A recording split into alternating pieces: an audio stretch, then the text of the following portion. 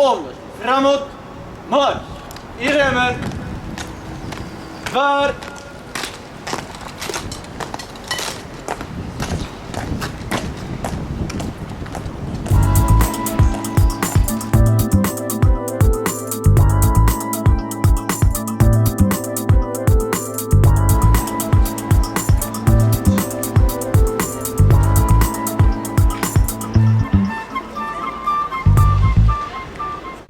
Bien voilà, c'est avec un réel plaisir que je vous retrouve Rémi. Merci Liliane. Après 3 journées de fête d'évangile. Et la Bible nous dit, vaut mieux la fin d'une chose que son commencement. Alors cette fin, c'est sur quel signe ? En fait, il n'y a pas de fin parce que ça a commencé il y a 2000 ans et le Seigneur est à l'œuvre dans le monde entier, le Saint-Esprit agit et le signe de son action, ce sont des guérisons, des miracles et bien sûr des âmes nouvelles qui rentrent dans le royaume de Dieu, des gens qui rencontrent Jésus personnellement pour la première fois. Et je sais que dans cette dernière réunion qu'on a, plusieurs vont donner leur cœur à Jésus. La Bible nous dit également, vous connaîtrez la vérité et la vérité vous affranchira. Est-ce que c'est facile, vous pensez, de connaître cette vérité ? C'est-à-dire que Jésus lui-même a dit qu'il cherche trouve, et si on cherche la vérité, on finit par la trouver. Et il suffit d'ouvrir un peu son cœur et d'écouter la prédication d'évangile avec un cœur ouvert et tout d'un coup on goûte que oui en effet ce message est vrai. Il y a 27 ans moi j'étais un drogué, je ne croyais pas du tout en Dieu et quand on m'a prêché l'évangile j'ai réalisé au fond de moi qu'il y avait quelque chose là qu'il n'y avait pas ailleurs et quand j'ai ouvert mon cœur à la présence de Jésus-Christ, eh bien tout simplement il m'a sauvé, quelque chose s'est passé, il a touché mon âme et au fond de mon esprit la Bible dit je suis né de nouveau et j'ai rencontré Jésus, quoi. Donc si moi ça m'est arrivé, pourquoi pas aux autres, hein. Il y a quand même quelque chose de spécial que je remarque en vous, que vous ne dites pas beaucoup de choses pendant que vous faites des délivrances. Et par moments, les gens ne se lèvent même pas. Vous dites, vous êtes guéri. Et c'est un peu comme Jésus quand il a dit à Lazare, Lazare sort. Que Jésus nous a enseigné non pas à prier des longues prières, mais à prier des prières de foi. Donc si votre prière est longue, mais qu'elle est remplie de foi, c'est ça qui est important. Donc un seul mot rempli de foi suffira. Voilà, tout à fait. Je crois que c'est la foi qui est la plus importante parce que même dans la Bible, c'est lève-toi et marche. C'est ça. Voilà. Ta foi t'a sauvé. Amen. C'est tout comme la femme qui a eu cette perte de sang pendant 12 ans. Il suffisait de toucher les vêtements et c'était l'essentiel. Ta foi t'a guéri. Voilà. Et aujourd'hui, on va vivre cette expérience encore ?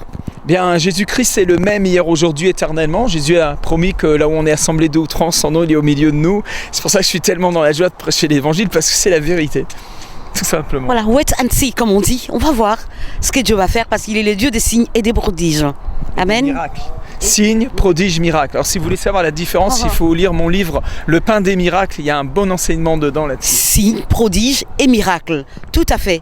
Bon, à tout à l'heure alors. Ok Viviane, shalom. Shalom.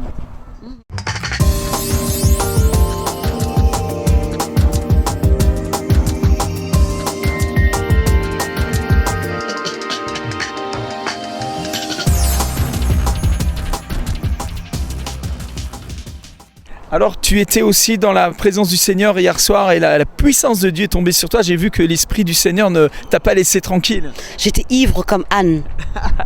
Ivre comme Anne, remplie du Saint-Esprit. Mais alors qu'est-ce qui s'est passé pour toi ? En fait, ça fait 1 année que j'ai un problème de cœur, mais j'ai jamais été voir un médecin. Ça se manifestait comment ce problème ? J'avais de fatigue, j'avais des crises d'angoisse. Je me disais c'était des crises d'angoisse, c'était par rapport à mes papiers. Okay. Et puis à un moment donné, je sentais mon cœur qui devenait très lourd, et par moments il battait très rapidement, et par moments en lenteur. Okay. Et puis je me disais bon, je vais pas aller à l'hôpital, je vais souffrir en silence. Et tu avais des fatigues aussi, tu te sentais très fatiguée. Tout à fait. Tu avais mal au bras peut-être, non, aussi, non ? Oui, au bras, oui. En plein culte d'hier, vous dites. Une personne était malade du cœur, vient d'être guérie. Et je me suis levée, j'ai dit, c'est moi. Et j'ai senti comme un fardeau qui était sorti en moi. Et aujourd'hui, je me suis sentie toute légère. Amen, amen. Donc amen. cette impression de mal de cœur est partie complètement. Oh, complètement, je me sens dégagée, libérée. Vous savez, vous qui écoutez cette vidéo, ce témoignage, vous vous dites, mais est-ce qu'elle est vraiment guérie ? Vous savez, les symptômes de la maladie vous amènent au médecin. Amen. Et les symptômes de la guérison vous amènent à simplement une conclusion, c'est que vous êtes guéri. Ah oui. Cette guérison, vous savez, les guérisons sont prophétiques. Toutes les guérisons que Dieu fait sont prophétiques. Quand Dieu guérit une oreille, c'est pour que le corps du Christ entende mieux. Et quand Dieu guérit un cœur, en fait, vous savez, l'onction du Seigneur est venue aussi pour guérir les cœurs brisés. Et l'Église a le cœur brisé. L'Église a besoin de retrouver l'amour de son Père, l'assurance du salut, la profondeur des grâces du Seigneur Jésus. Et quand le Seigneur a guéri Viviane, il est en train de dire aussi à son Église, je guéris ton cœur brisé. Parlez tout à l'heure d'une ivresse, vous avez une ivresse du Saint-Esprit. Qu'est-ce qui se passe là? Je sais pas, j'essaie de faire un effort pour me contenir, mais je ne pouvais pas résister. C'est plus fort que moi. Vous savez que dans Zacharie, dans le chapitre 10, le Seigneur promet qu'il nous donnera à notre cœur la joie que donne le vin. Oui, je suis en train de vivre cette joie depuis hier. Et même en dormant, le lit était en train de vibrer. Et j'étais à la cuisine, j'avais peur parce que tout bougeait. Tout bougeait. Il y avait l'onction, la gloire de Dieu partout. Tellement il y avait l'onction. Hier soir, pendant que vous étiez en train de préparer le repas, il y avait la puissance de Dieu dans la cuisine. Oui. Amen, amen. En fait, c'est le christianisme normal. C'est le christianisme des pentecôtistes. C'est quand le Saint-Esprit arrive dans un endroit, il y a tellement d'onction, tellement de bonheur. Là où est l'Esprit du Seigneur et la liberté, les gens goûtent le ciel, les gens goûtent... on n'est plus des orphelins, on goûte à l'amour de notre Père. Et c'est vrai que le jour de la Pentecôte, quand l'Esprit de Dieu est tombé sur les croyants, la Bible dit que la terre a tremblé. Mais est-ce qu'elle a vraiment tremblé? Est-ce qu'elle a tremblé physiquement? Ou est-ce que dans le monde spirituel, et la personne qui vivait la puissance de Dieu à ce moment-là a eu l'impression que tout tremblait? Alors ça, je vous laisse répondre à cette question théologique. En tout cas, nous vous invitons à donner votre cœur à Jésus et il va le guérir. Que Dieu vous bénisse. Amen. Oui, ça fait plus de 10 ans, je peux dire 15-16 ans que j'ai vraiment un problème dans mon oreille droite. Vraiment, ça me fait très mal. Et puis, lorsque je lave mon oreille, ça fait sortir souvent du sang. Donc, ça me dérange vraiment beaucoup. Et lorsque l'évangéliste avait dit qu'une personne avait un problème dans son oreille, je me suis sentie vraiment interpellée. Donc, j'ai senti quelque chose en moi. Vraiment, je ne voulais pas me lever parce que j'avais honte. Il a insisté. Et puis, j'ai senti quelque chose à moi qui me disait, c'est le jour de ta guérison. Après, je me suis levée, je suis partie devant et il a prié pour moi. J'avais senti vraiment un vent qui avait soufflé dans mon oreille. Vraiment, aujourd'hui, j'ai testé de laver avec de l'eau parce que j'avais peur chaque fois. J'ai testé le matin aussi de laver avec de l'eau. Le soir, c'était difficile aussi de dormir. Sur l'autre côté, là, j'ai essayé aussi la nuit. Vraiment, ça a bien marché. Vous n'avez pas consulté un médecin? Ils devaient m'opérer. Et comme j'étais déjà adulte, ils ont dit que vraiment, ça va créer des problèmes. Si j'étais petite, là, ils pouvaient le faire. Donc, j'ai pris que de calmants. Et puis, donc, je me suis habituée avec la douleur.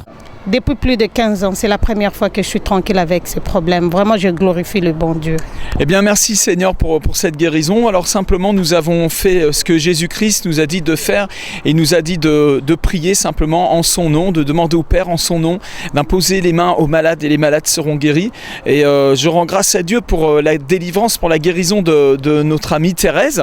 Mais j'aimerais que vous-même qui m'entendez, vous puissiez recevoir cette espérance et même cette foi en votre propre guérison.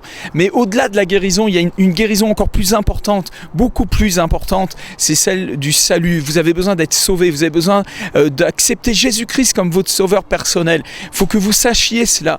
Jésus, le Fils de Dieu, le Fils éternel, s'est fait chair il y a 2000 ans et il a été crucifié pour vous. Il a été crucifié sur la croix, il a porté vos péchés et en mourant sur la croix, il a porté aussi vos maladies. Et au travers de cette simple vidéo, vous pouvez recevoir votre guérison, si vous pourrez en tout cas recevoir le salut. Comment on peut être sauvé? Simplement en invitant Jésus. Recevez Jésus-Christ maintenant comme votre sauveur personnel.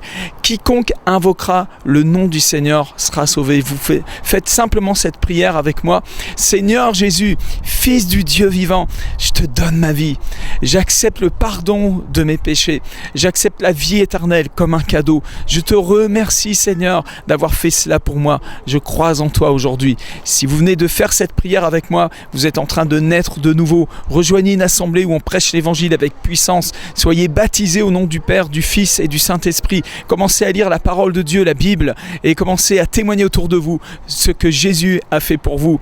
Chers internautes de feuetgloire.com, on vous attend sur d'autres vidéos. Vous pouvez voir des vidéos de guérison, de miracles et des messages, des prédications qui vont encourager votre foi, qui vont vous faire grandir. On fait tout cela juste pour vous, parce que Dieu vous aime et que le Seigneur nous a envoyé vous bénir. Alors soyez bénis. Amen. Chers amis, je suis très heureux de pouvoir partager avec vous encore cette vidéo. Nous sommes donc à Stockholm, on est dans la voiture d'un avocat. Bonjour maître. Oui, bonjour monsieur Rémi. Alors qu'est-ce qui s'est passé pour vous ? Oui, j'étais dans la réunion de samedi et quand l'évangéliste a demandé à ce que chacun de nous qui a mal ou qui a une maladie quelconque pose la main là où la maladie le dérange, alors j'ai dû poser la main sur mes yeux parce que ça faisait plusieurs années. Et quand je suis arrivé en Suède, je suis allé examiner mes yeux. On m'a dit que les yeux étaient en train de se détruire davantage. Donc il fallait des lunettes qui étaient appropriées au niveau de mes yeux. Dans la soirée, je n'ai pas fait attention. Quand on est rentré dans la réunion du dimanche à la maison, j'ai essayé de regarder et j'ai trouvé que mes yeux allaient plus mieux qu'avant et je voyais toutes les écritures qui étaient difficiles à voir de loin. Je le vois plus clair et maintenant je peux lire de loin sans problème. Jésus a encore frappé, et il a frappé à Stockholm. J'aimerais juste vous partager une pensée à ce propos. Vous savez, la Bible dit que Jésus-Christ est le même hier, aujourd'hui et éternellement. Et en fait, il y a beaucoup de gens qui vivent comme dans un rêve. Soit on rêve le passé, on pense au passé, il y a 40 ans, il y avait un réveil de guérison à tel endroit, etc. Ou alors on est dans l'avenir, dit un jour le Seigneur me bénira, oui, le Seigneur un jour répondra à mes prières. Eh bien, sachez que la Bible parle du maintenant, de aujourd'hui. Si aujourd'hui vous entendez sa voix, n'endurcissez pas vos cœurs. Et puis Jésus est bien le même hier, aujourd'hui et éternellement. À l'instant même, vous pouvez aussi recevoir votre guérison. Alors j'aimerais simplement, dans cette voiture-là, de façon un peu folle, faire une simple prière de foi pour que vous puissiez à votre tour recevoir un miracle.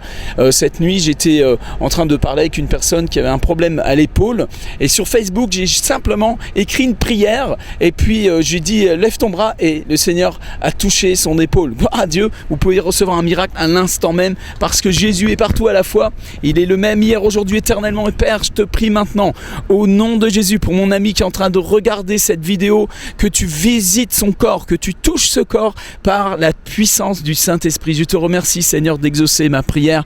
Amen. Une simple prière fait de grands miracles parce que ça déclenche la puissance de Dieu. C'est votre foi qui vous a guéri. Écrivez-moi, racontez-moi comment Dieu agit pour vous.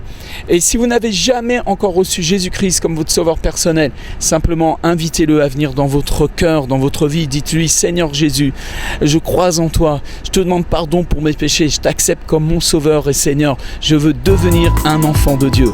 Si vous venez de faire cette prière pour la première fois, vous êtes en train de naître de nouveau, écrivez-moi, je veux prier pour vous. Que Dieu vous bénisse.